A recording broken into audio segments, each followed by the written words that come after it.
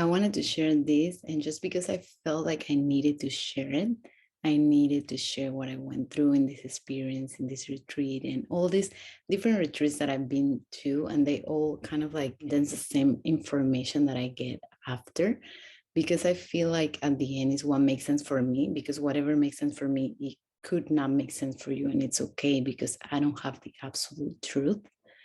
And you might also not have it. I don't think anybody has it, but at the end is what makes sense for you and what makes sense for me. And it's just a time to stop judging each other and just like, I mean, I had a lot of different, many thoughts before recording this, because I've always like preferred to just be invisible, and it was a way to protect myself, right? To be safe and to feel like nobody will judge me. But at the end, it's like, doesn't matter if people judge you at the end, because they're going to judge you based on what they feel. So if you're judging someone, maybe there's something that you're not looking at inside of you. And maybe there's something that you have to check in with yourself first, because it means that you're judging yourself for something. And even my heart is racing just because it's so uncomfortable for me to do things like that. But I feel like it's just like something told me I had to do it, and I just wanted to share what I went through. And I went for 5 days. I've done Vipassana before, which is an 11-day course. It's completely silent with nothing, no distractions at all, no technology, no phones, no talking, nothing, just being yourself, being by yourself for 24 hours, the whole time sitting, just sitting and meditating. And it's amazing how powerful that can be, because it really, like, there's nothing else that being with yourself, and a lot of things that you have inside of you that are hidden are going to come out no matter what, and you have to deal with it. There's no distractions, there's no TV to make us feel better, there's not a movie, there's not a friend we can call, nothing. So it's very powerful. And this retreat that I did, it was just like a yoga, Kundalini yoga. So it's just like moving a lot of energy that is inside, stuck in us, inside of us. And it's just moving all that stuck energy so much to the point that you feel so uncomfortable. And yeah, so many moments where I just was just crying and desperate, so much desperation, anger, and all these emotions. It's like, and that's the point of it, right? Like, healing is that, is going through the uncomfortable moment where we feel so uncomfortable that we just want to scream. And when you pass that, peace can come. And just like, and it doesn't mean that you don't feel those emotions. It means that you learn to observe them and not react by them.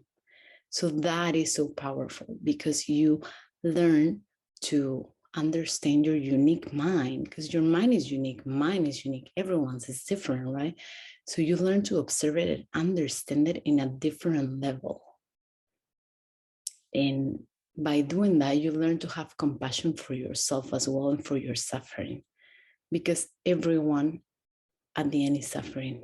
And that's why I find meditation so powerful, because you learn to sit with those thoughts. A lot of people think meditation is just like not having thoughts at all, and just like, oh no, am I doing it wrong? But it really, there's no wrong or right. It's just like, is learning to sit with those thoughts, and they're gonna come all the time. And it's just like, how do you approach those thoughts and those emotions? Because it's by learning to observe them and open your awareness in a way that they don't affect you the same way that they affected you before. So you start breaking patterns, and you start reacting to situations in a different way that you would react in the past.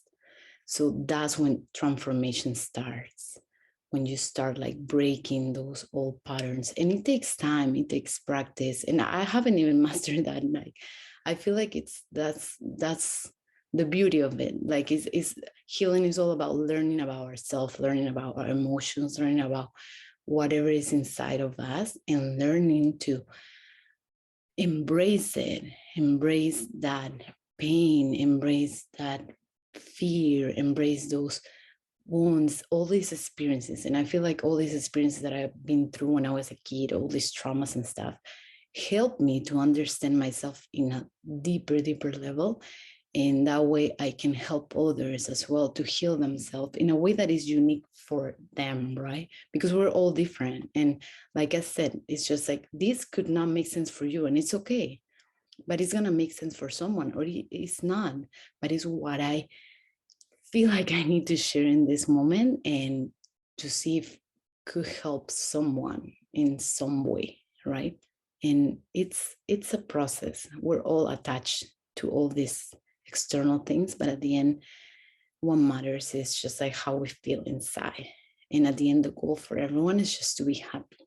So that's what we try to generate, like really be genuinely happy. And that's it. And yes, I guess that's what I wanted to share.